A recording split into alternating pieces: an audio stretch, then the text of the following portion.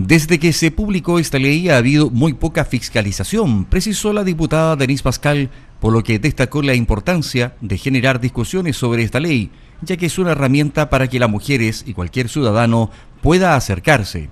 Añadió que tras un estudio realizado, el CERNAM se dio cuenta de que es una norma legal muy desconocida. Existe una ley ya de hace muchos años en que plantea la necesidad de la igualdad entre mujeres y hombres con respecto a sus remuneraciones a un mismo cargo, ¿ya?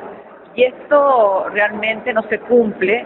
El CERNAM hoy día ha planteado que hay que revisar esta ley y las normas que rigen de ella, porque realmente en el estudio que llevan a cabo y las fiscalizaciones correspondientes no se ha cumplido en muchos años este tema y realmente es una manera también, ¿no es cierto?, de discriminar a las mujeres. Las mujeres a un mismo trabajo y una misma categoría laboral deberían tener los mismos sueldos que los hombres. ¿Cuáles son las justificaciones que dan muchas veces los empresarios? Es que las mujeres que están en edad de poder ser madres faltan mucho y que realmente eso significa que ellos pierden horas laborales con respecto a las mujeres cuando están trabajando.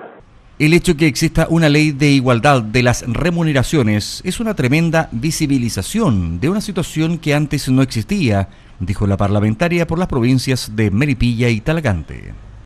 Y lo que nosotros planteamos es que no es así, porque la responsabilidad de tener un niño es de ambos, es del hombre y de la mujer. Por lo tanto, eso no justifica a que la mujer tenga un sueldo menor.